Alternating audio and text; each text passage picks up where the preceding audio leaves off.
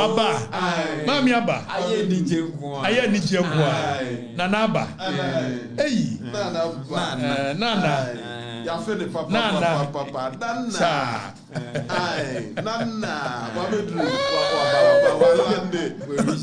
Nana balande.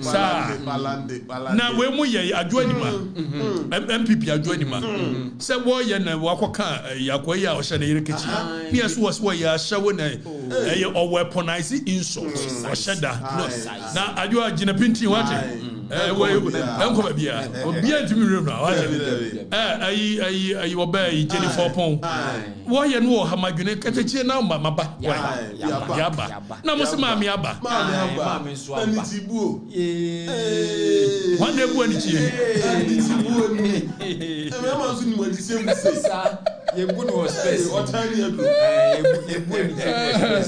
Where is it? Okay, I was talking about you yesterday. I'm so excited to see you. I know you're why. I got you from Poma Saka. I got you. Menko baby. Metia. A free a gambaga. Gobi. A free paga. Ebe sinkrai.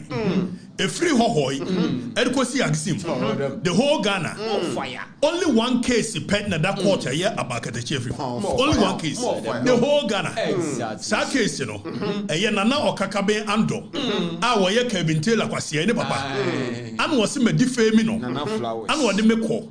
Now, Udrum Renimua, there was several a year case, and your work criminal case, Obian war court, there was several cases, and we are the Kotuji. Why? So it's a defamation suit. It's most will be saying we be journey adia. Mumusan is a suit number no yet dear. What first suit? I was more carbon from Lucky Black Media. And they did the camp one of subscribe with them. I was young. Okatakyie Afrifa mensa at bomb pan. I was young bomb or twin in Naana. I was young watching my crew and send you a honor. I was with me now tell me to to say a year class 1 ni abu mupa ehu a year the chance mu. And now Okatakyie Afrifa a year life. Nebusian life now or year no. 80 hour or can send be at the far a year Chief Justice Amokakra. And no no was about the can send be at the far a year Kevin Taylor the darling boy dear with the man no. Nina say what I say maybe a year Kevin Taylor about one thing. Abema a year Okatakyie Afrifa a DB se bumfa Okatakyie. Aha, and no. And a year Okatakyie Afrifa, when you first one can say where you were born into no. Or no, some apple more dear about one thing, other reacted our one, or no so everyone out in the power a year. Now, Okatakyie Afrifa, can't simply say a free a year one pata and year, Muguru Yodu, and Naana, at the ever be see a year baby one kind of want them no. I have one case pet and I will know a year Okatakyie Afrifa when ya.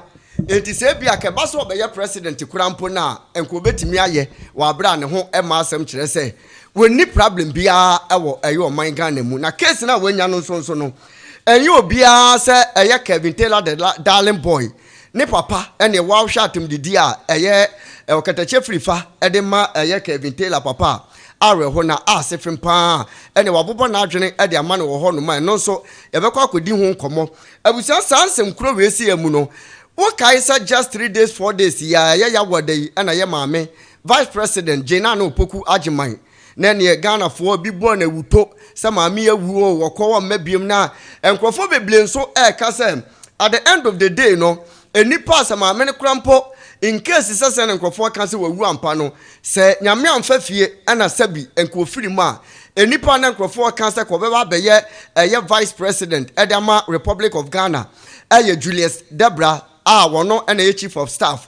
Na mra Mami Jane Nano Pokwajimai Ebaye Nanye NDC form 24 President John Dramani Mahama Nene Yere Ibrahim Mahama Echeshia na ebi mamia wa watum.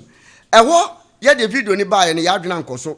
But wo hwa ne Okatakyie Afrifa eka ye na video bi a wodan na di wa bra ma me ne te honom na papa no so Julius Debra ete honom a abusia na witimi se enema bi ewo ho na asam eba na se wanhwe ne edikan wanhwe ne toso mienu ne toso miensan ha na abo afawo so na Kevin Taylor ensem yi mu no yɛbɛkɔ akotie nsɛm bi a ɛyɛ Okatakyie Afrifa ɛda na di ewum na afei nso no ɛyɛ Okatakyie Afrifa ɛmɛ behunu sɛ mla ɛyɛ gyina na opoku agyeman ɛbaayɛ na wayɛ nkɔfo wa atum no yɛhunu sɛ Julius Debra emuna ɛwɔ hɔ no maneɛ ne bu afu pa na according to ɛyɛ Okatakyie Afrifa no wɔse na Julius Debra ebubu ani chie ɛde fa ɛyɛ ne express ya ehye ni mu na eno me pesa wo de wo comment eto ase edma wo abra ye kwa akɔhwɛ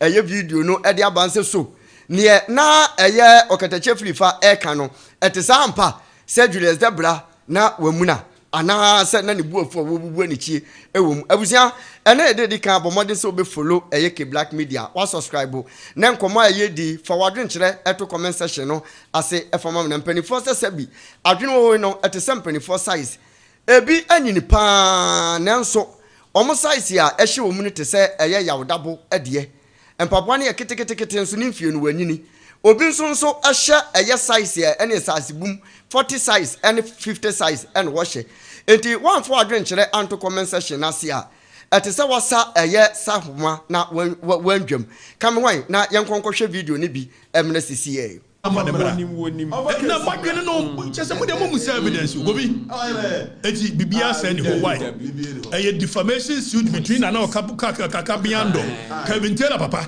ene Okatakyie Afrifa Nana Flowers wo ai no was won me ye yiniane eti mum yenya no nto na no de ye den a all the judicial canons at our disposal many ye nwura me medika ka kire mo ensu obefa me no bebre na court no ya anya mu obia yeyama nipa nyamoa ye obia so ni wakovi okogye wo civil matter ho wo kona se o defamation nkyira se nyina ne se wo se me wo reputation ana waba no waka bibie atia me it would the assignment near money me image wo public anyasa it wo court wo ko siki for year reliefs se court ne ma bibi mpato akoma sa na tie na court ne hwe na mpa ye difemi wa no ama bibi se jefata pato akoma ye nkase nipa ne nkodaje it wo bi ba no ye no be ko je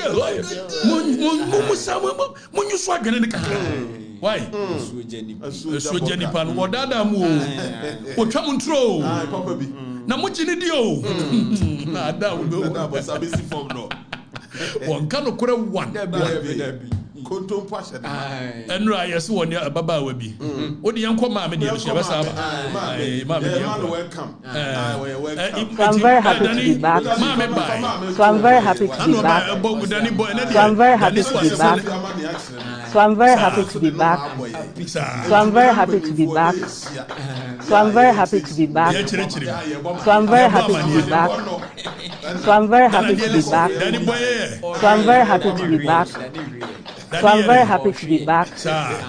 so I'm very happy to be back so I'm very happy to be back. So I'm very happy to be back. So I'm very happy to be back. So I'm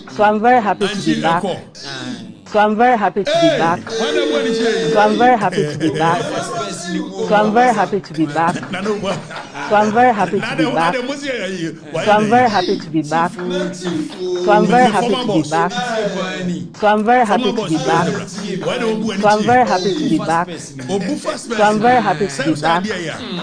So I'm very happy to be back. So I'm very happy to be back. So I'm very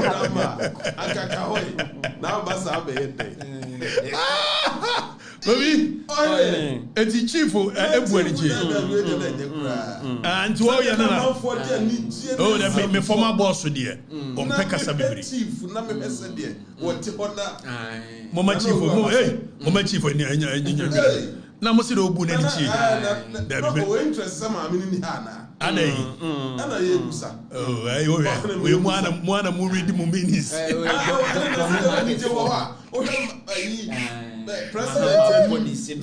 Daddy, you sounded from me. Video no sound and you know near petty. You pay commentary na di. You video no sound from.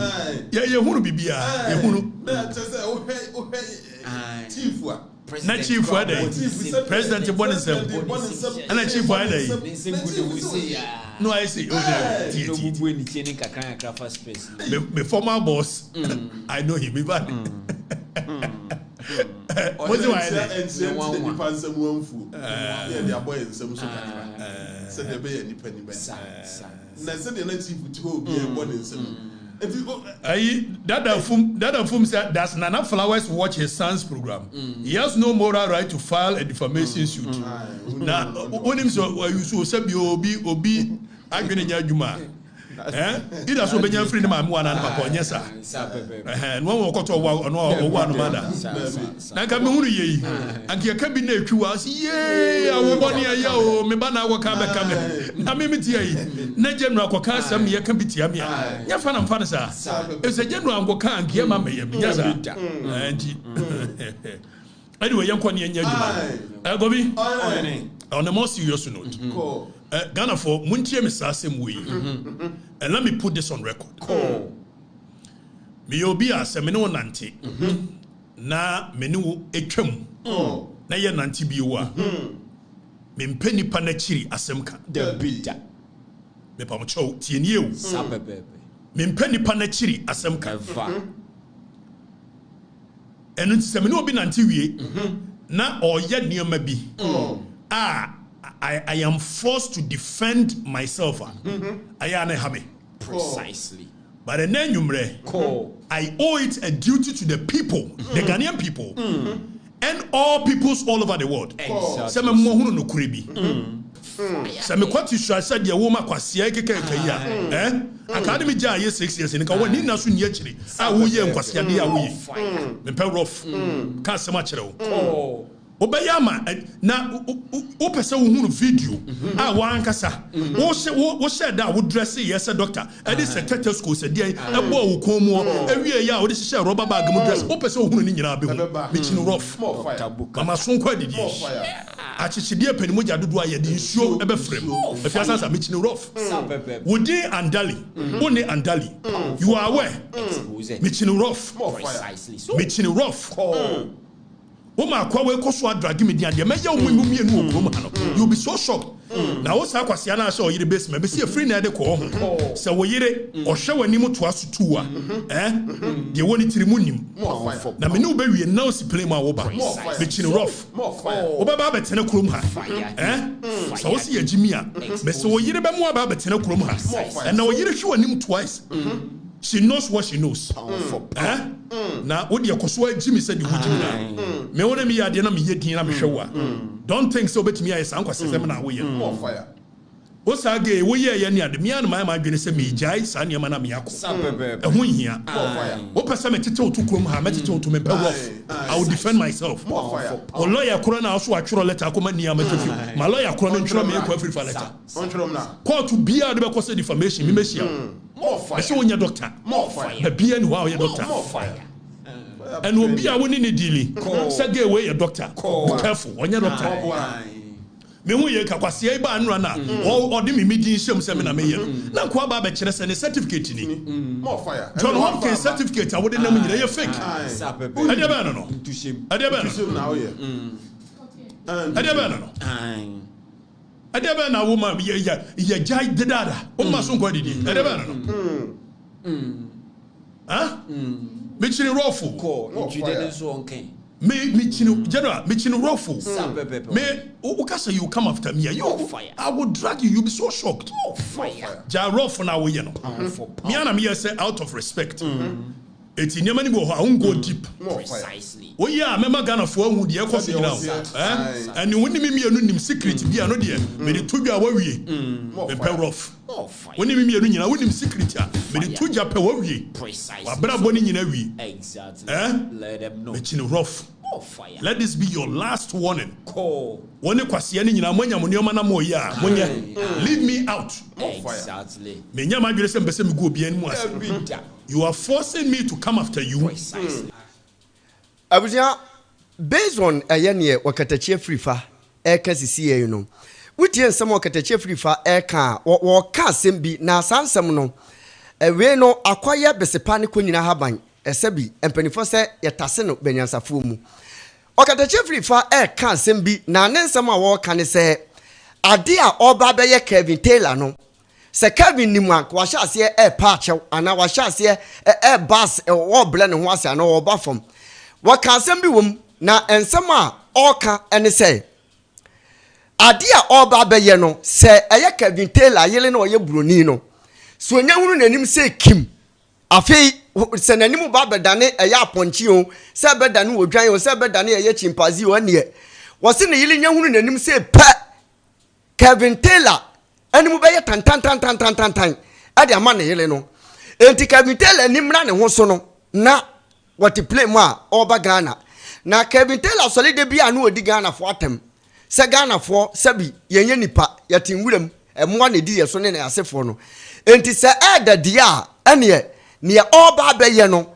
Kevin Taylor nimra ne ho so no na what flight ma ne oba abetena wuram wase na ne se Ghana fo ye ntwen ne nsoroboa ne nkwakuo dia ene ono Kevin Taylor no nso eba be kan ye ho na ne yawebo frɛ ewa ha sei na abusia no ne yebusa sɛ ense we na eye Okatakyie Afrifa mensa eka no eye hunhuma asem na woka because utie nsem a eye Okatakyie Afrifa eka na ejina afamienu one se obi ka kira wo se ade a me be ye wo no sa ade no wo yiri hunu wanim kurampo na wanim be ye ne tan ama wo benam so amana pamo eba physical aspect ya yenim se eye Kevin Taylor wo won nkrata ene wa nationalize kurampo dia ma eye US ya meka se wo ye US ni an santi se eye Kevin Taylor ba Ghana ne se yo ne bi eba beto Kevin Taylor kurampo na US aban Donald Trump kurampo betimi aba be fa no ednako because say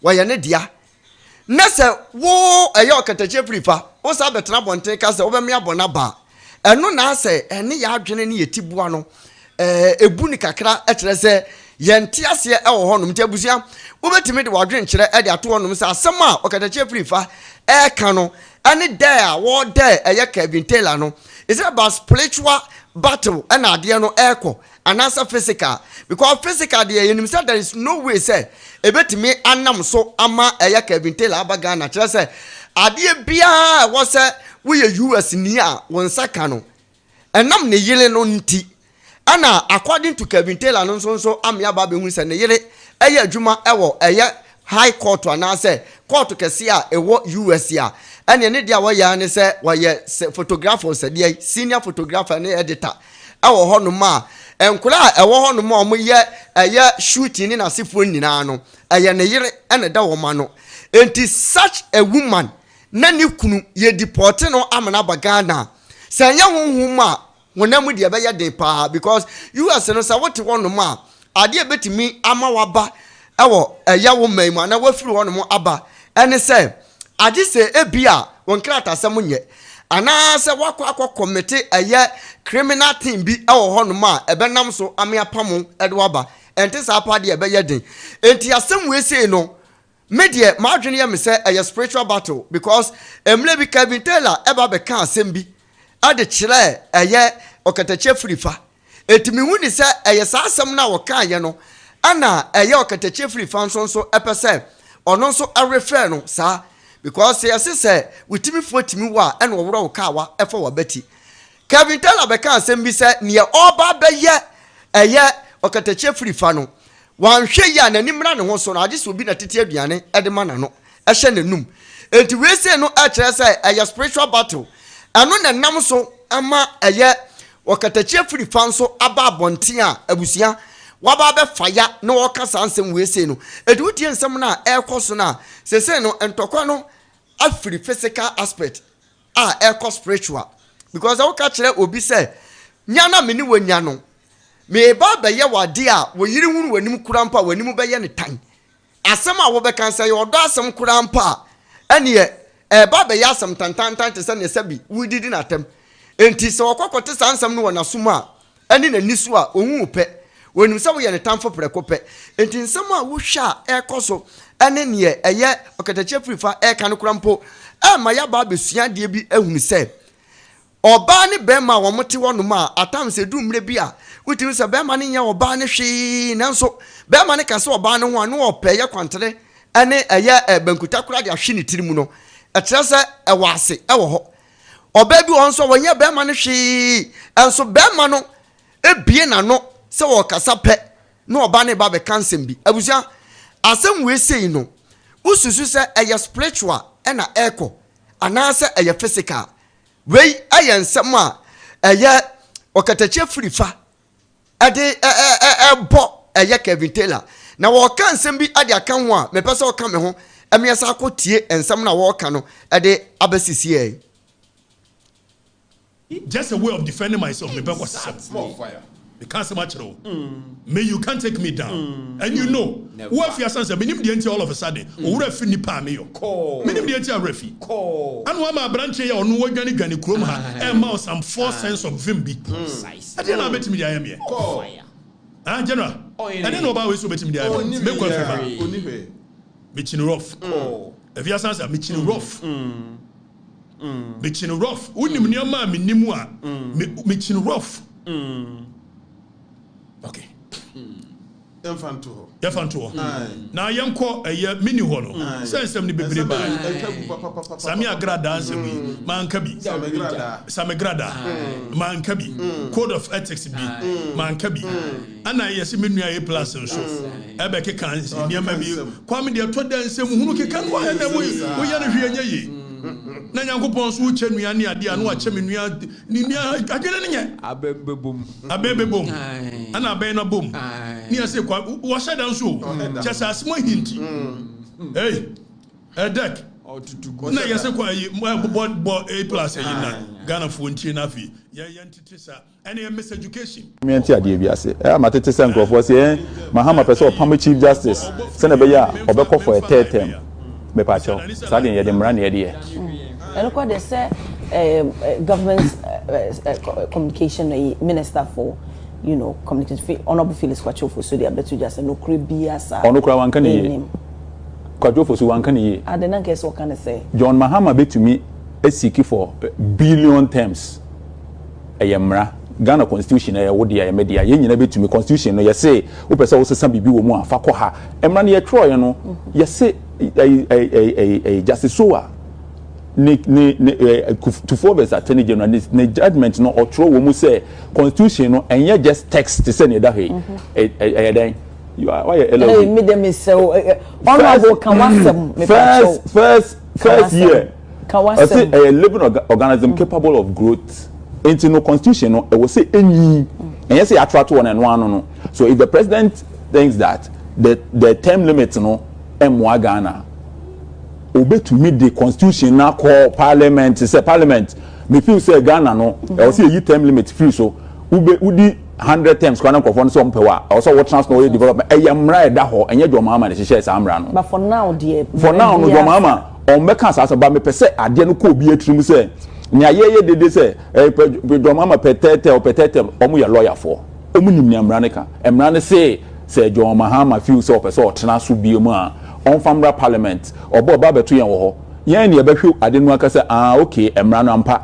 ya change mra na yen say wudi yifrim na yifrim ne ya kwame ye plus o kan nyina mu ne amu yawe obi yen kan sisu bi ase the minwe plus kan yes it is true sir constitution of Ghana now that if article abusia yakwa akotie ensem bi ade aba ensam no nso no aye no ho sabi akosia na ntatwene ubom a woni bewu wa mum nso asabi wosi bewu na asem we se ne kana kwa akoye bibi a wo ho kire se wotie ne ekoso na dan niam bi adi apa niam bi ho ntoma ma niam bi ane ensem bi aba beda kwatere kwa onim se chief justice Gertrude tukonu nsensem sakin nsensem ya eba ye na enkrofo bebre adwene ho enkrofo twene srane abasa ene kopium social ne media so na enkrofo ka bebre wo na no ana enkrofo bi eka including even MPP for ne bebre eka say President John Dramani Mahama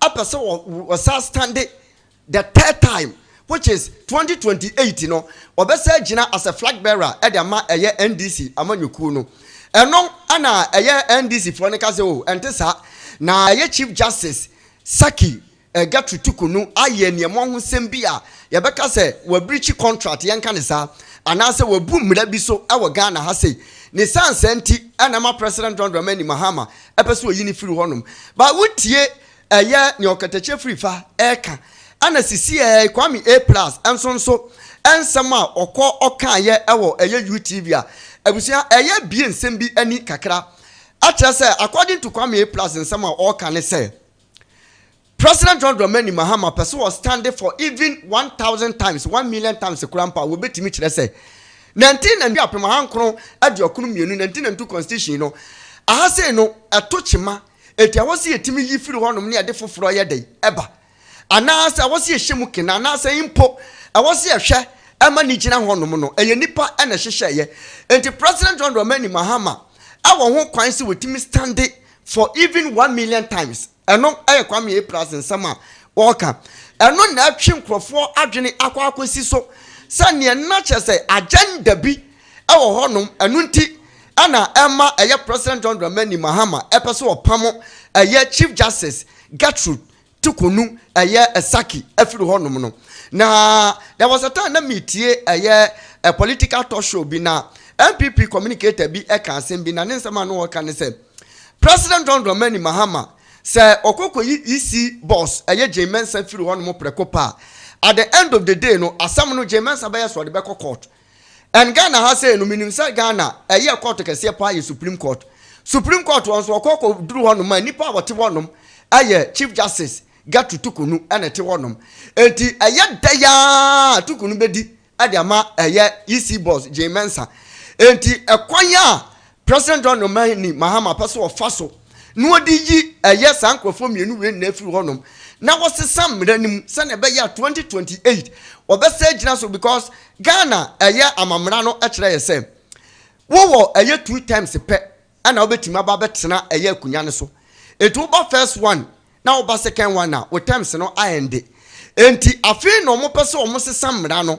na mra no so o mo besesa no current president awote so awono ne President John Dramani Mahama ene betimi asesa mra no amana yeye ne sansenti ana wo pese we Chief Justice efiri hono kane etu oyi ni wie ne so no ape obi replace na that's all wo ho kwan so betimi atu aye EC boss Jemensa e de efiri hono otu Jemensa no ye so de kokoto a koto na wo kono Chief Justice a wabano Chief Justice no so yo no a na appointing na wadna ba be sie akunya ne so me Chief Justice e was Supreme Court wonom enti aye day at the end of the day ne yebu asam na ye bebua in the favor of President John Dramani Mahama eno asam a MPP fo ni bi eka sansem kuro ya mu nso na busia enso enkyeremu bi eba ankyeremu no nso ekwa akosimu se President John Dramani Mahama apeso osabe gina biem third term na third term na obetima ba begina no se ebeye ya omo sesamra no 1902 constitution ni mu a baabi a wode beko speaker of parliament abambaben ono ana wo ho kwan a wobetimi age atum na so age tum hwie a afi na omo paase de akọ emre ni mu na ukokohwem nsonso wo parliament nsonso a majority a omo parliament NDC for omo pa na edoso ewo honom enti at the end of the day no omo to abani say kima NDC de ya omo be we ni because omo kura wo hamu nchemu be se aduoson enum ana se aduowotwe 75% to 80% ana NDC for ekura ewo mnahye bedwafie honom ana nipa nsonso a wote so sisi no nsonso no nsem ankrofo bi ka ane Ghana for can say Speaker of Parliament ya wote so abanbabin a wote so no we NDC ni enti sa President John Dramani Mahama esesa mra no na we amendment 1902 constitution ni mu a wo de ko parliament ya so easy adema abanbabin say obesan na wo de nsa hya ase say President John Dramani Mahama ensan ko on the third term abusia be yansam no nsonso no akire ya adwene a meka say eje ne ho nsna ha awo social ni media no man Ghana mu a ene to ne papa te sabi ate esi apaso a woje ne ho mena pa ewo apaso no Okatakyie Afrifa ate Kwame Prez nsem we sei no wo reate wo ho a wo kan nsem bi ewo ho yenko na yenko tie no Okatakyie Afrifa eka enfamle sisi ye ba ye bebu sansem bi wo ho 1-2. That is supremacy of the constitution. Who read the constitution of the Republic?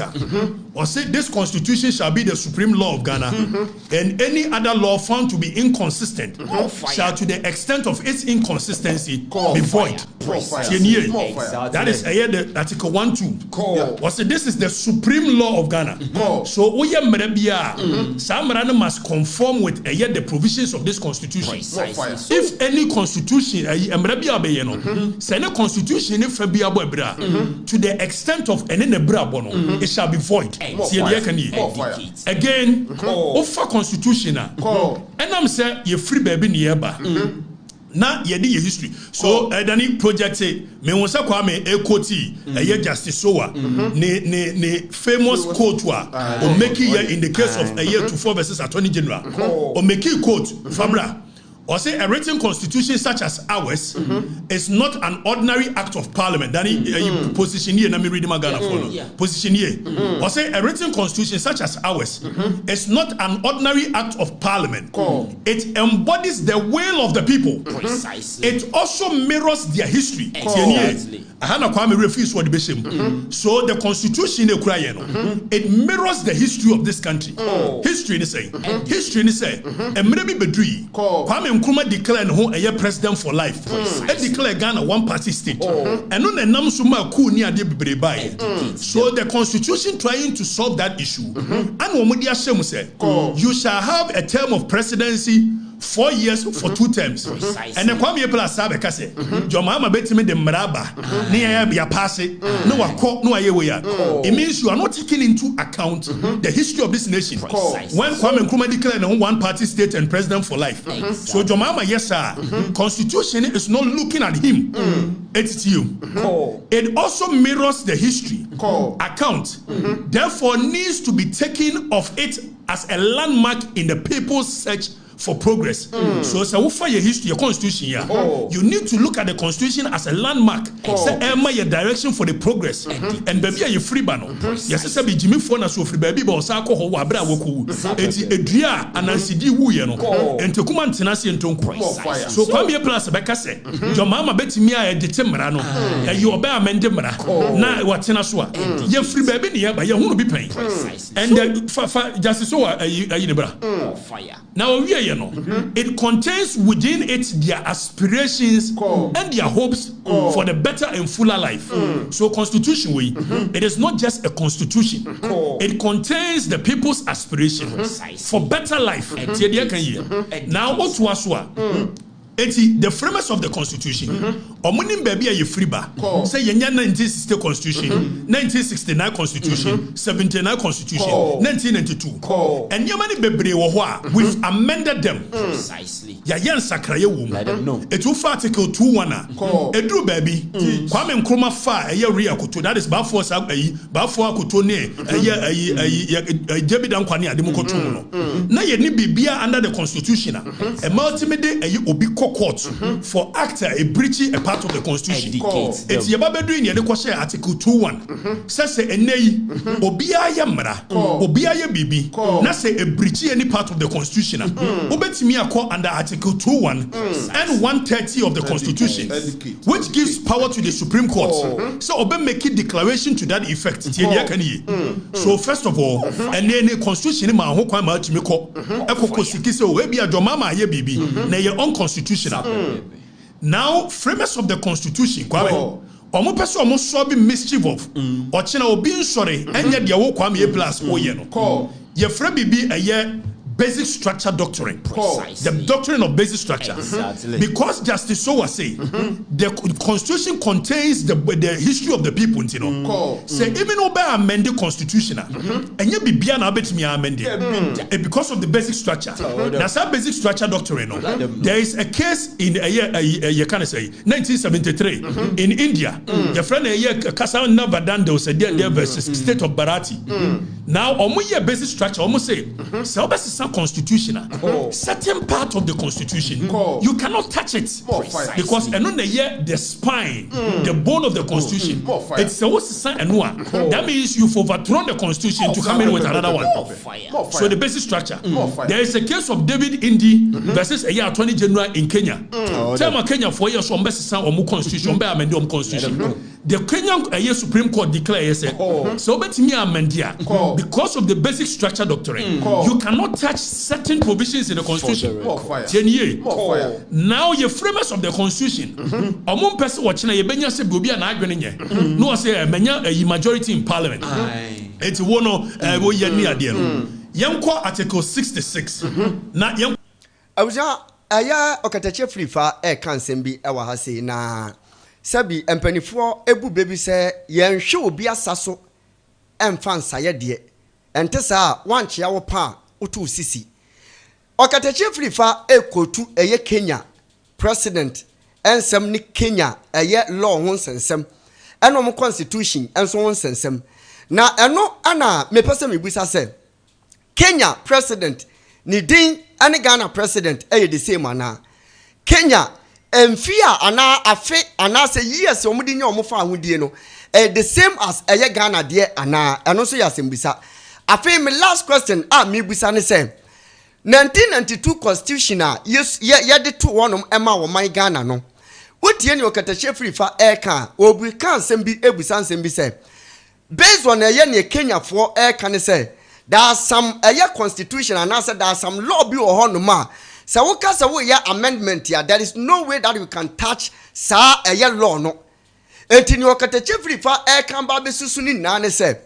That means say sa abatwo say bia we be ko 2 times, we be ko 3 times, we be ko 4 times no. Ano de wo de nsaka enyeje. Sa no Okatakyie Afrifa pese wo kire. Na no na mebusa sa ya wo Ghana din and ye Kenya din Kenya edin yenum se Kenya dikan Ghana nso ye gin ne dikan enti adai and yentimi emfa yankasa yemra because it seems as de bia no se ye pese ye kan bibia ye refer wo bi de and ye de whereby ye betimi atena yankasa yensam so na bia yakase based on this and this and this intino there is no way say bia ye betimi asesa de we say eno ayade ye hunu but se se ne se wo be ka kire say ebia ne kwame plus eka ane ne nkrofo bi eka no there is no way say ebia president John Mahama ebetimi aba ne third time ne wantimi amanyina so wankasa esimu a that means I say wo divert nkrofo a wo mudi wachi adwene abusia yanko ne yanko tie ne nto aso no ensem foforo bi a wo ka e de afa sansem no ho emra. Now, Article 66 of the Constitution, and what chapter 8 of the Constitution, chapter 8 in the head, and the executive. So anything that is said under chapter 8, now, Article 66 too. A person shall not be elected to hold office of Ghana for more than 2 terms. Back Article 66(1). 66(1) when you read here, then 66(1). So, Kofi, and I'm saying the framers or say. A person elected as president shall, subject to clause 1 of this article, hold office for a term of 4 years, beginning from the date on which he is sworn in as president.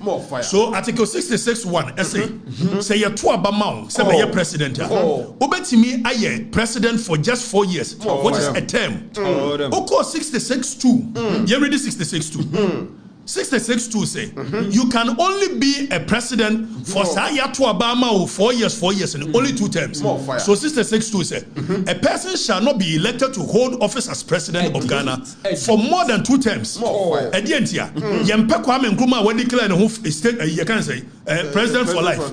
It's watching a Kwame plus say your mama betime de yina banu declare no say there be yempe sa ye history nti yempe biokrati.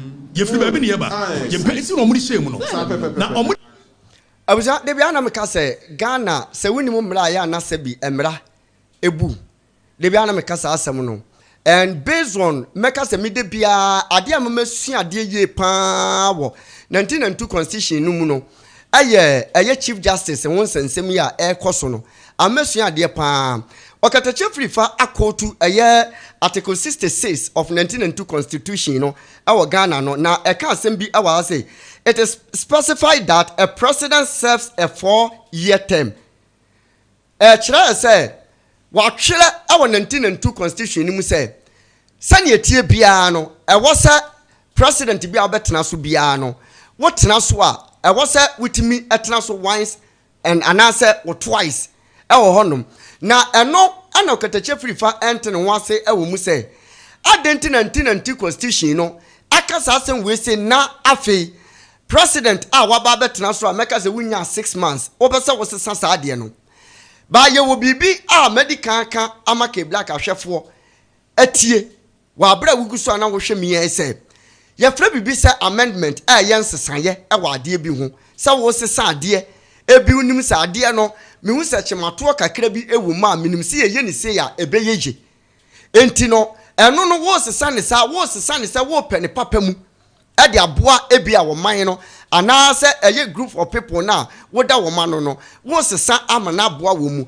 enti ade a mimi susu se awose Ghana fo nyina ye dwene ho in the first place se so ehun behia in the first place sir President Mahama ebetwa third term which is 2028 election no obesa ba begina as a presidential candidate edema eye NDC amanyoku no eno ya ade a wose ye bisa pa. It's not about a amendment because emra no omo hihye aye no omo de to wo no mo se mre bi dura Rollins de to wo pefe se emre bi dura wotimi sesa no ema ne yeye na emom wo ye ne kiti hye emra ne kiti se emra wi a ya hihye no mfi apem ahankono de okunu mienu no obi ani ho no ma obeba betena so asesa na mana yeye dia eno de enim se waka atomu nchine a wasi sudia there is no way ba we na wo no mse wo sesa na ebeyeye enti ade a wo se Ghana fo ebusa ho se edi enti na President Mahama ebia wo mie na no nka sa but I allegedly ankrofo ekeka ba papa na mie na no na emum satesa edi enti na ebema papa no aye na adwene se opese oba betena so third time biem eze ba se na ebeya Ghana betumpon eze ba se ebia ni project ya opese odigu na akwam no woye no ebia bedu ni 4 years no onye wieye ano ya ade a wo se Ghana fo adwene ho yie pa na not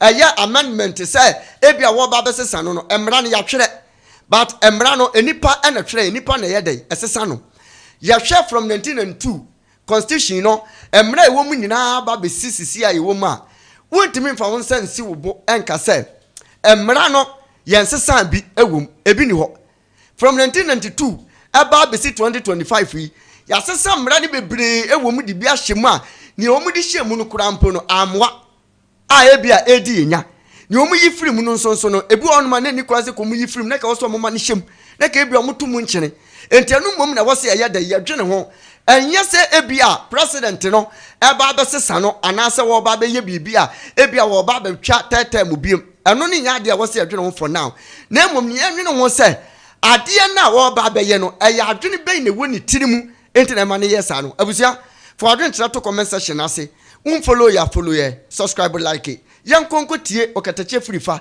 ensama wo ka de to so e wo kwa me Prez ensama wo ka ani chief justice won sensem no emra ehye mu wiye no ana omo ho se yebetimi anya bodam ni bi oba be president no wo chena o se me declare me ho president for life eti constitution omo chemu mienu ye fra bi entrenched provisions and non-entrenched provisions entrenched provisions in here day or say yes e omo say parliament under article 290 e what the amendment powers of a year the supreme so betimi amende and some person mo amend any part of the constitution omo pass mra amende etu for constitution the kan ya over here the 527th act of parliament of the Republic of Ghana entitled the Constitution, so a act and a passed constitution and some amendment.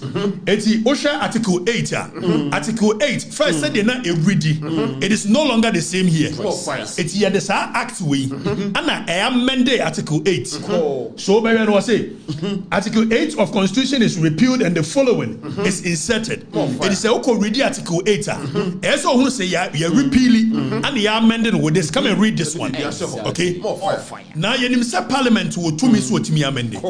Na mom yempe de kwa me plus e kano. It's yanko article 290. Me yanko hwa de. Indicates them. Entrenched provisions, non-entrenched. And a constitution is saying, they are non-entrenched. And no, what they call parliament, parliament makes me amended. Precisely. They or the roadblocks be to home. Said the Bayer, who person amended the entrenched provisions. Chenio. So when you is the one because your mama bet me the Maraba parliament, they are amended and you're correct. anya no correct Uncle Siamra now Danny zoom in na menchiro Ghana for there zoom in I say okay so Danny what about clause 4 let's go to clause 1 290 clause 1 let's go to 290 clause 1 let's read the clause 1 clause 2 clause 3 now 290 is going to show us the processes are open so we amending entrenched provisions and constitution was entrenched provisions the whole of chapter 8 so OSHA article 290 I say amendment of entrenched provisions now that Danny fameko article 1 good zoom in I say this article applies to amendment of the following provisions of the constitution which are in the constitution okay so then refer to as entrenched provisions it provisions here obebobon wase no ye friend no entrenched provisions and no ntimi ntamo amfa nko parliament keke say wo kwakọ now ohwe a wo say the constitution article 1 2 and 3 yenti a opese article 1 2 and 3 gina ho na obianti me fa na sanka anyhow it's because article 1 and a care about the supremacy of the constitution it's your makwan will be amended no that means obetimi ayensem hunu bia article 2 1 and also the supreme court the power to make declarations when obey the assembly it's your makwan mo amended anyhow we say article 3 e what the eka I think the territorial citizens or territorial let me go to article 3 now already article was say Danny don't zoom back now I see the following okay clause 1F or see the executive Danny for second page in the tuso or see the executive the whole chapter 8 so me know kase over constitution the whole chapter 8 bibia kan wo bia no entrenched provisions the term limits of the president, who qualifies to be president, who can stand for president. Ninyina wanda chapter 8. Exactly. The presidential powers. So then be court to me fanan kokko. Ninyina wanda chapter 8. Ana 290 say chapter 8 ninyina ye entrenched provisions. Exactly. It's yafe yan kwhwe kwan ye fa so. Amend this up as also entrenched provision. So it's not easy to say Kwame say wait me the maraba and you better near pass. Kwame Janse munu and himself said that this answer you know the law. So you know your mama cannot wake up and say maybe say me dey to parliament. Now yensha how or say if you want to amend a year entrenched provisions article 290 has provided or see the kind say speaker no onya bo eba na no kura so mpeso mo amende and mostly say mo be amende mra e ya attorney general and the free executive ne ba na afi processes na koso eti article 106 actually the processes have be go through with a year wo person pass mra na mo me kodu entrenched provision or say even speaker no ye na adwene na obosu kim ba ko e wo parliament wa as we refer Marano, or say a bill for an amendment of an entrenched provision shall before Parliament proceeds. It's before the Parliament be na gene kwaso okwa Samarano. Or say before Parliament proceeds to consider it. Before such as your mama no kwa be na just what Parliament. Or say it shall be referred to the by the speaker to the Council of State for its advice, and Council of State shall render a year advice. The bill. Okay, before the bill will be written. So before say speaker as a speaker refer a year bill no. Yes, I didn't know person amend and change It's chapter 8, article 66. As a speaker they come Council of State for. Now Council of State for him. Now young Danny connects the Ansha Council of State for him we are. Again there's almost a or say Council of State for him we are. Yes, or say the bill shall be published in the Gazette. You can Gazette agobi. Say Uko Saudia. The publishing or Gazette. It's a moya margin some article 66 now.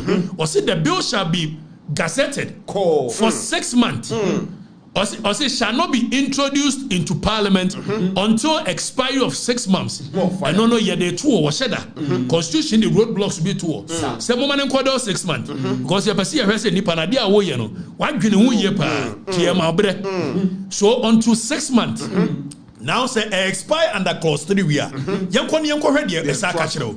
O say unya ye we are. Afi kura no Or say after the bill has been read the first time, after the parliament and speaker, a boss 1, 2, 3 Kim. Or say after the bill has been read in parliament, it shall not be proceeded with further. Precisely. Or say ready ya mukai, parliamentarians and Mobia Fanasanka. Or say it shall be submitted to a referendum. You can't referendum. Mo family Ghana phone. Mo family Ghana phone.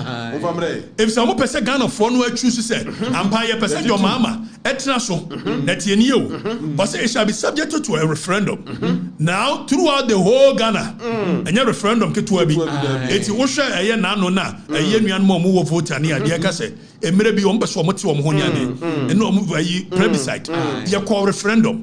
Yes, it's a regency, you call referendum. Now, no call referendum because a year regency, the area now affected, and our mono but this one, it affects the whole country. So the constitution is saying that you must subject it to a referendum. Precisely. For the man for now for young kind to us, Article 290, young kind to us. Also, they call referendum. 40% of all people eligible to vote. Omo to abe ye. Senka menoka say you obey 17 million people that to abe Ghana. So 40% of 17 million people must turn out. It is a nipa beba to abano. Omo ndu 40% of 17 million or 15 million. Unya referendum no. Now, already a clause 4 na. Nente clause 4 no. Was it say nipa 40% betua. 75% of them ko forum betua abano. Eso omo ka say and ye pese yes sama your mama transfer. Now your mama be 75%. More fire. More fire. More fire. It's okay clause 4. I say and at least 40% of the persons entitled to vote voted at a referendum. And at least 75% of the persons who voted cast their votes in favor of the person. It's 40% of the people to come and vote. It's 75% of those people. Yes, and where you framers of the constitution,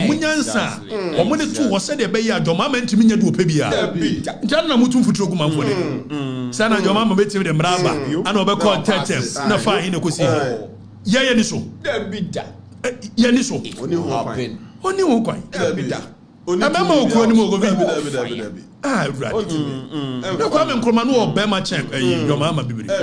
Kwame Nkrumah no Bema change your mama bibiri. Ono call try say was subverted the will of the people. Omutu no. More fire. More fire. What's some man for no yimi adia go be? When people feel oppressed at any given point, they are left with no option than to rise up. Precisely so. And why yes, the people who feel frustrated. When I went your mama memo papa ben go you near the Azi, your constitution. President Gufokran is not constitution and transfer. Not your mama. Etimon Concorda or tries to best subverting the will of the people. We will go after him. And constitution, Emma Yaquine said, Obia or bet tries to overthrow the constitution. We should use any means possible to reinstate the constitution. It is a job, Mama Yana going to overthrow the constitution. We will use every overthrow. Yes. So your mom, yes, we overthrow him. We overthrow him. And we will reinstate this constitution. So your mama yana going to amend the constitution. I'm from Marakwem. That's why yana going to transfer. We overthrow him. I'm telling you. No. And constitution the man say was this will be an argument say obey you here. And yeah, use any means necessary. One train, Adriana bet me a first ship and trim. It's Yama Quine. Now young article train young ready. No one can say Afrifa that way. Okay, Article 3.4. All citizens of Ghana shall have the right and duty at all times to defend this constitution and in particular to resist any person or group of persons seeking to commit any of the acts referred to in clause 3 of this article. And B, to do article and yeah easy. Yana penifo kaze sebi ewiase abube eni atebetia de bia ntokwa empefie hoda ne ya mepese mebusa on se mebe ko ne yekotie no me kan asem bi ade kire wo se ne ewose ebusa ho se ede adwene na beba wo bi tirimu a enunti obeka se bia mepese emra na ewo ho no se bia matena so ebia first term second term aka wo se mekono mepese mesesa no because in nanim say emra bia wo ga na ha bia no eye nipa na hye emra no edu mle bi na ehu say emra nso wante na wo se ehu ni say ya hye emra de manipa enti se emra na ya hye de manipa na edu mle bi na ehu say emra na mwa nipa na yetimi tena se eye nsesemu ema ne yeye. So based on the yenua Okatakyie Afrifa mensa ekano there is no way say president be obeba betena so ebetimi ayesa amendment no ayidi asi wono mo say we ye president ya wo ba betena so third term say bia wo first second and third term no wo betena so there is no way say ebetimi abasa but ye wo mla bi so wo Ghana ha say wo kan 1992 constitution no article 35/7 I can't send be our honoma. Me pasa oka me ho na yakoka kan sa asem no.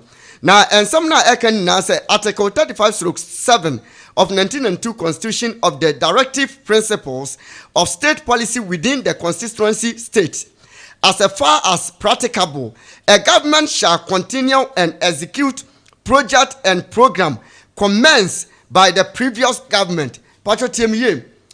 Sa 1992 Constitution aya article 35/7 no so e kire nsem bi se sa president bi eba na oba betena kunya so se bia ka president na adodan kwa kufuado eba ye na ebia wokoye no project e oba ye a wambe ye ni nyina no e wo so make sure say aya current president president John Dramani Mahama aba no e wo so obo na adwene mu po se impose obe ye project bi a odi kan gye no ne de na oba ye ni digu honom na project ya ya former president na do dan kwa kufuado bae wantimi anye ni nyina woto so eye na wo ye wie no ode ne de eye de eka ho ba sa de we se nyina ya ade a wo honom a ye bu yani ade aguso president we ba na wo se wo hwe ebi a we aba ba ye adwuma wo se woto so no onto so I can remember interchanges bi ane Pokuase Accra road no Pokuase ne Amasaman kwamu hono mu baby President Kofo eba be ye project bi wo hono ma na ke wo se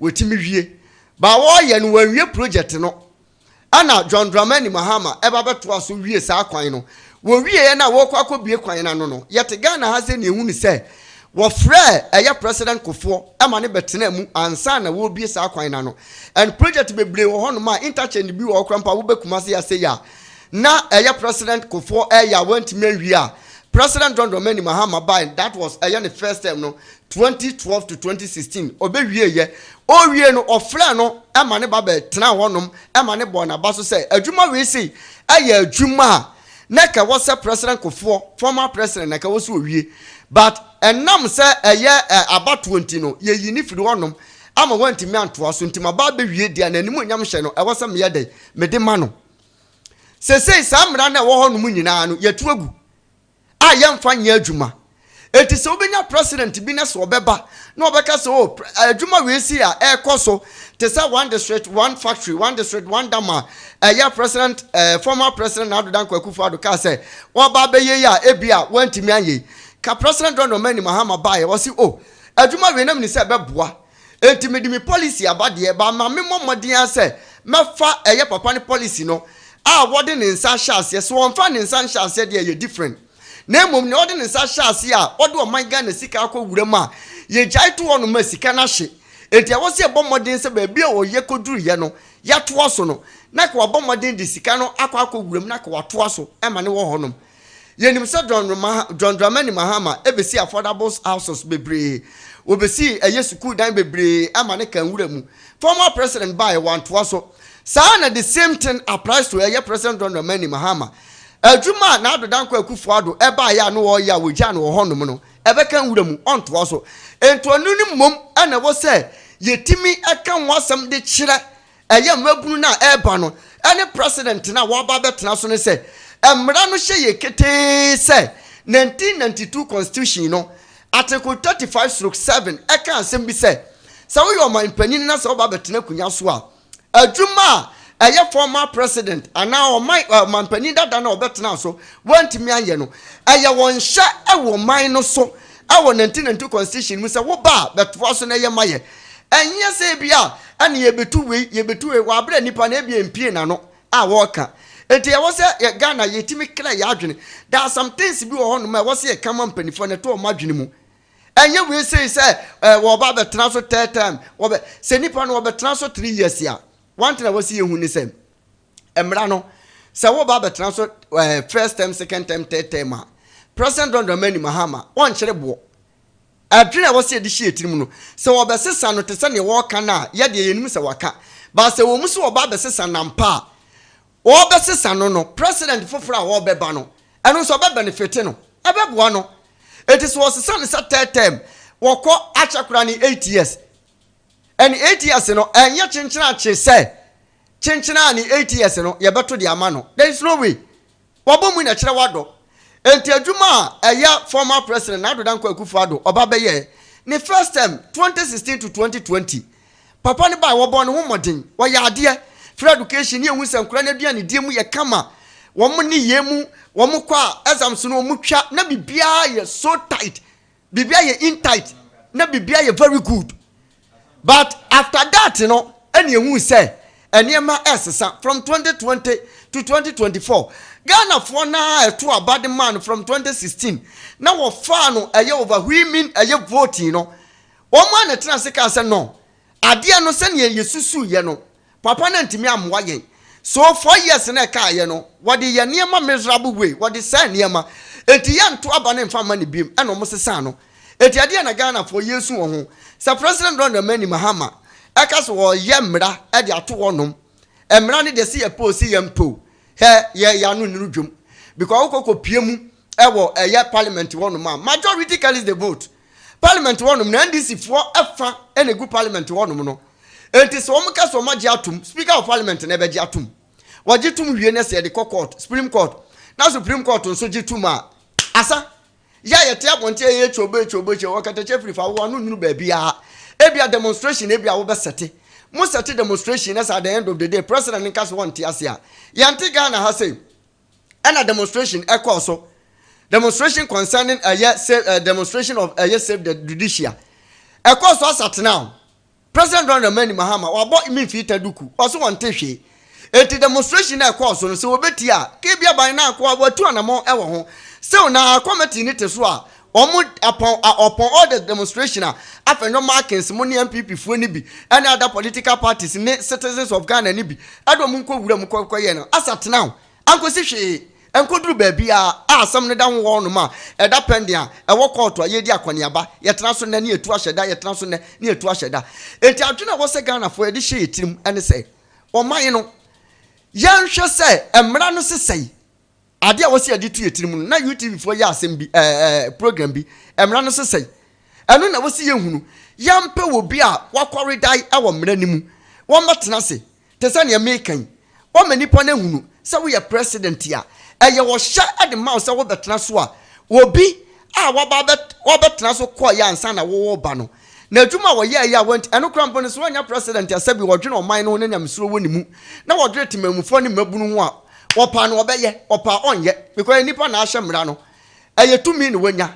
ene tumi ne so ye de ya wo beko enti President John Dramani Mahama sa mra we si ya twen chobe yo so obeji atomo so wonye ntumo se obeji atomo te se ne nkrofo bi ka na e plus ka no just a verbal way what na no keke e ka no se te sa na se kodu parliament ya me kan bi enkosi hwe ade bi e be yanse be demonstration we demonstration na ye dom kase a ewo ye emrehye bedwafie nka so magi atomo a we ye hwe a enyeje yentimi nya ho hwe wakɔwie a wɔtena so 2028 ekosi 2032 a wɔwie a wɔntimi ma metena so biem na adwuma wɔyɛ no ana bɛkyerɛ sɛ ɛyɛ president anaasɛ ne candidate a ɔba bɛgyina mu ɛde ma NDC no sɛ President John Dramani Mahama timi yɛ adwuma pa ne candidate no bɛfa ne so easy wɔntimi anyɛ adwuma pa ɛde ne yɛsum other political party ana bɛtoa so ɔmo so bɛfa enti mra na President John Dramani Mahama so obehye so won show se wo shampa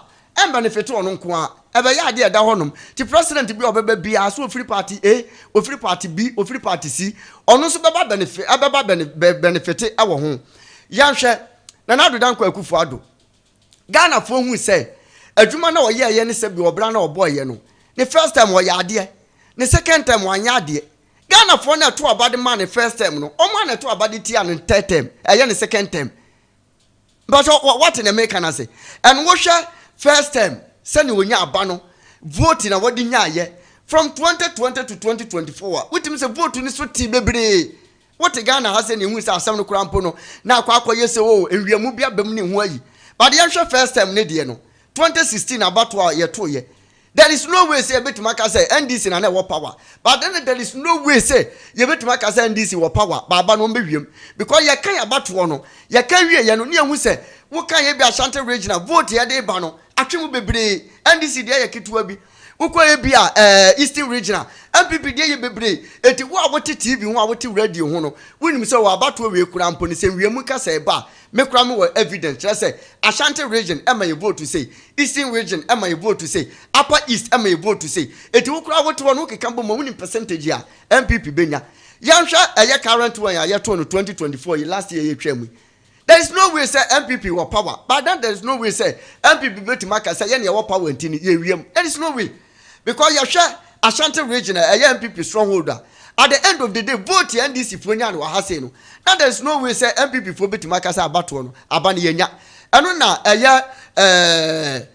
vice president former vice president Dr. Mahmoud Bawumia hu say ba bia de na duru no Okatakyie e de ama no enti anopa be 6 o'clock eno fa phone eno fra president Ronald Mani Mahama no man congratulations say wa ya ade eno ne de tere wo man mu so man ba pa enye say bia watimi wakame nipa na afi no waba so obesesa no so wonsesa no obi anka se wonsesa no ba so ka so obesesa na emra no wonu ne kura tumi no and one thing wom ni say parliament wonum no NDC for doso abamba be na ono beji atomu no ono no yinada we no krofo bi keka so yin nanim se wo NDC ni ento ono no wagi tuma wo hawo ne say yeni asem bi aka Supreme Court aka bia be ka Supreme Court wonum nso ne ekopie wonum a enipa no so beka bia man so ono nso na asem so ye twe ne da retwe na bosi enti ano de ye kan bia enyeye enti ne educate aye youth na eba no ana afi president ni ministers ne say eya hyede ade ma o man mu say wo ye president bi na say wo ba betena so a bo moden say wo ba betena so no adwuma bi wo ho no ma ne wote so no agya ya e wo say wo bo moden say wo be ye ade ato so na yenya say ye tumfuturo ade agu eyetemamufo ene mabunu na eba no ani no because say no de bia na meka say constitution ni de nyame adom ye nyina no ye suyan kakra e say wokọ na wokọkọfa eye wokọ eye bookshop ne ada eye wunya a lot of eye Ghana constitution no ebi etimi efa na wokan etibo modern na edi akire efa emayem comment kakra bi aba ye kan ewa say this is a force because there will be a referendum which shall override Parliament. 70% of must approve before JM can run again. So Jandam Okatakyie knows nothing. Reason so Adrian Chere awade bano Mickey F. And so Adrian awade bano say reason na Okatakyie Afrifa canon. There is no way say bekwa kosi baby Jandam and Okatakyie Afrifa de kasa ewo ho no mo kire say semra no ebeye adwuma te se ne meka na ukopie mu ewo mrehye bedwafi a ewo se wo ha mu nchemu aduoson agitum te se ne na meka no ewo eye mrehye bedwafi 70% of eye parliamentaries no omo ewo so mu gitum se yagye atum se emra no yasesa na ya amendment president bia obebe bia no obetimi atena so for third term.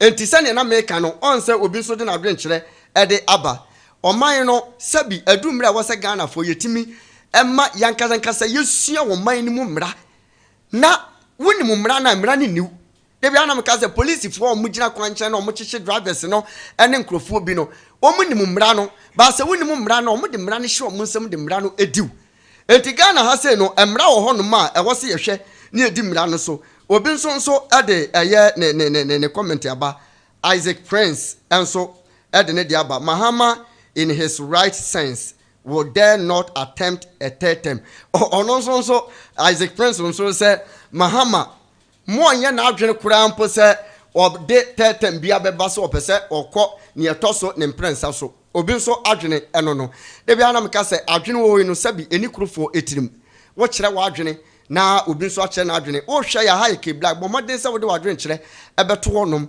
so ne ekoso ne eyekwame plus eka ye se president John Mahama betimi asesam mrano no de ba omo parliamentary no anase MPs na ewo parliament wonom no omo na behwe so mbagi atoma anase omo nyintum no ewo ho kwan se betimi abasa na ne Okatakyie Afrifa mensa so eka no eno so woni ne ya adwena fo adwen kire eto wonom efama me yanto so ntie Okatakyie Afrifa mensa ensem bia no so oka ede afa president John Mahama emra bia wo hyehye ye ewo na mamu ihu emra of conduct ba akwaje ka mienu wo so wan kire de wo de ka ibro anche no waje ka to no one book code of conduct so obudikom na go funim said Akufo do miss a point be in his life your mama has also missed that point tienie and empenifo wo kroma asema mebeka omo yawe so JJ Rollins ba 79 na JJ Rollins asoja bi said ene your mama what the goodwill of the people na manfo ne tanechi let the blood flow. Now when the JJ Rollins will be him such Chairman Rollins there, which in Kwasasem, when your corruption, a dibayo. Na ye Chairman Rollins a contabako, and war be as DC and the American DC then, no original home. Govi, why ye near therefore Chairman Contayako Disca? And penny for any no cruma, we are aware of the story. Near invited Chairman Contasenia, Bracasso. Sometimes Chairman invite to say, Bracasso, firing squad. Pipepi, any power Disca, corruption, after we are Chira, Govi, yes, say, Chairman Contani is a woman in a castle. The man for us, and penny for Mokoma, we are aware. One revolution, no, a chance, yes, I know Buffum. Ah, is a chairman who are contadia. Who fun one ad Nabetracas, or Mama Cadia.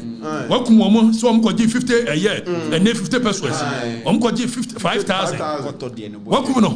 Who are contact with this Cadiana Nabetracas, a betamin chain, said you Kromaya Croboduse, so are you Kromani Croboduse, and Womoyan for Pagofisam will be now watching a mania to me.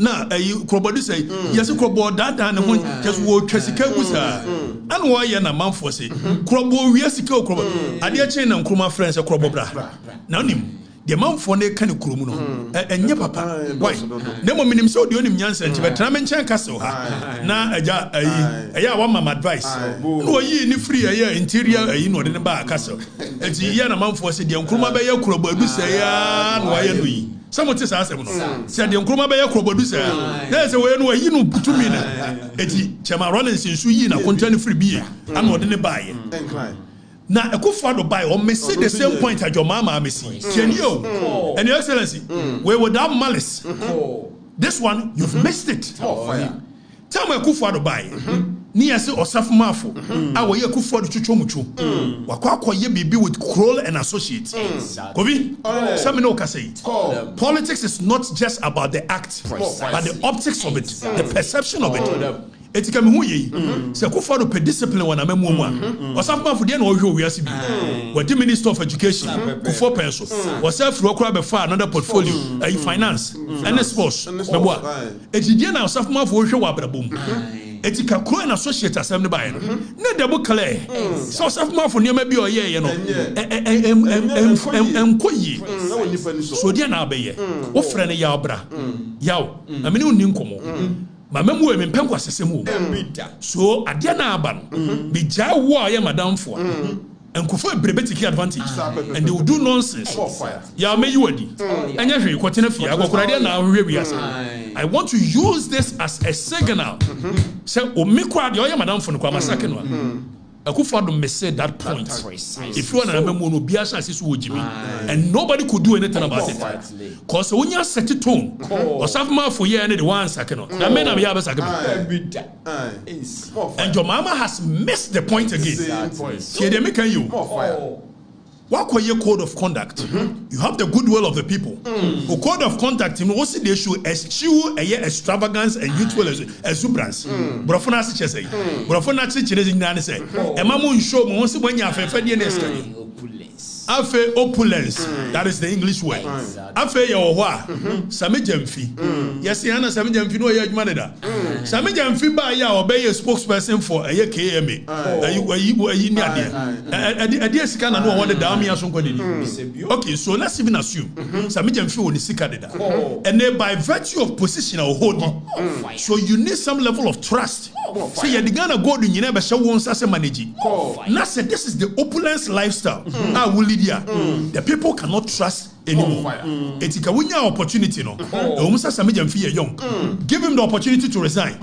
Some person use to send a signal. Anya Samijamfi director of communication. Emma party, no. Continental party office. Contract to be a baby. But I don't want anybody to think that you can use this opportunity to fool in my government. Your mama said, "A caution, a warning, uncle." Now, Jojo Pariado, yeah, the other thing I can understand. It was also a caution, a warning. Sam George, yeah, over caution, a warning. It's young conqueror, Sam George. Our minister of state, now a member of parliament, said the Mumbrentino or driving via Lexus, number plate Moho as a minister of state. For video, indiscipline minister. Be Sami. Jataba. And then Sam George. Any partner na yere. You volume film. Na Ghana phone share. Say Sam George driving a car. Na number plate. Indiscipline government. Sam George driving na obi driving the other thing actually. Say Sami dey by we jano. Sami Jamfi dey by. Sami Canada dey by. Ujan. Na Sam George oye minister or driving car. So Sam George car now or drive. No number plate. As a minister of state. So it's not even about what control Lexus in here. You will be an enemy and you didn't know. They said what means control Lexus brand new them a bay minister and yes me and car. Okay, ya now on my way Kuana my phone way Jimmy said we are woman. We are so we are smart. Wow, focus a month for you.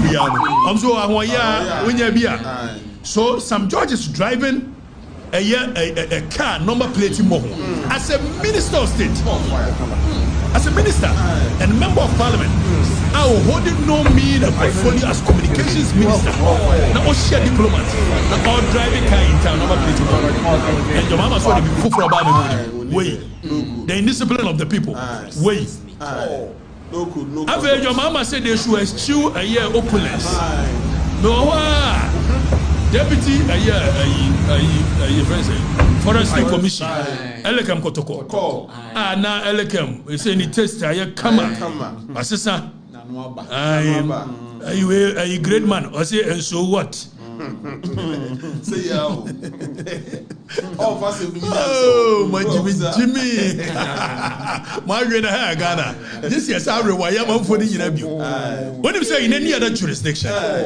A minister driving a car with that number plate is enough for them to impeach the minister, to sack the minister. We don't set the standard so high. Ave welcome Kotoko. What Jivofo. Choose the safest. Choose Vovo. Is the welcome Kotoko. A code of conduct. Yes, Mobia and your brands a advertisement Mobia. And welcome Kotoko. As one of your brands manager, I advertise my Vovo. Code of conduct in Code of conduct in it is a code of conduct. It's a code of conduct.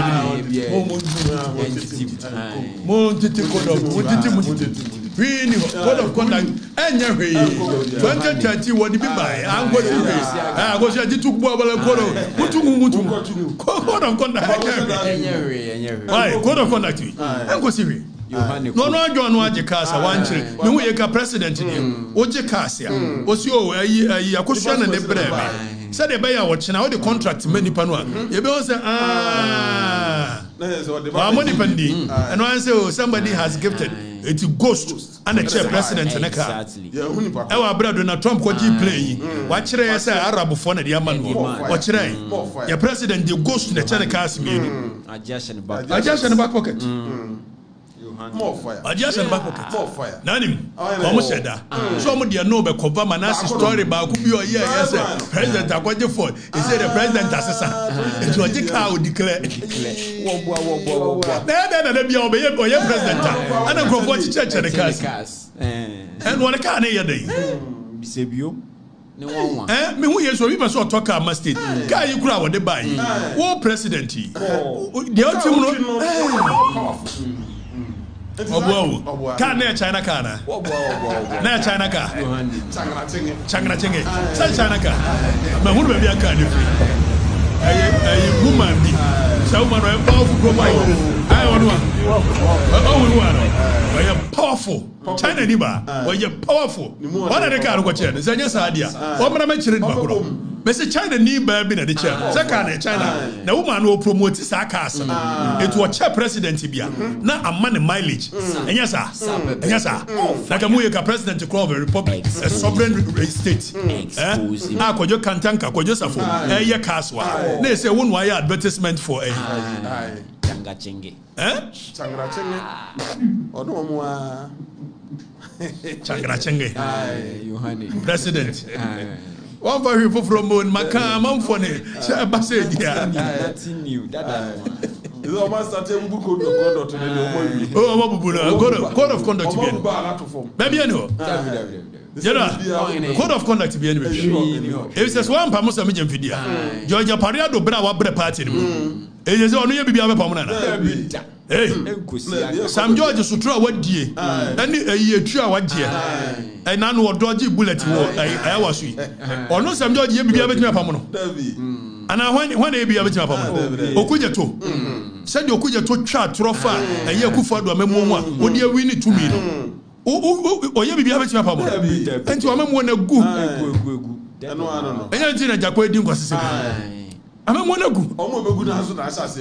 Oh, now I'm a monagu. Cruise Isa Uma. Was your Okatakyie for men so jealous of Sami Jefi, Sam Jata George and Okuja too. Sam George. Jealous. Now dig it on. Me won't fetch your munina. Ana omunina jina hwa. Me so watching omunina. Tienie. I am going to be a short in Bessel share 1 now. So, first of all, we so share about me. Panetwinche. Oh, no, it's animal. It's Ujina Facebook. What mean you film? Eh? What shall them out to me? You share me, we will run. It's me jealous, Sam George. Men jealous, and only intellectual firepower beyond China. Or me and Senina, be no intellectual firepower. Whatever intellectual capacity that you, I have the intellectual firepower. Any day, anytime. Put me anywhere with them. Men jealous or more hold the ministerial position. By virtue of your mama and a person the plan B for them.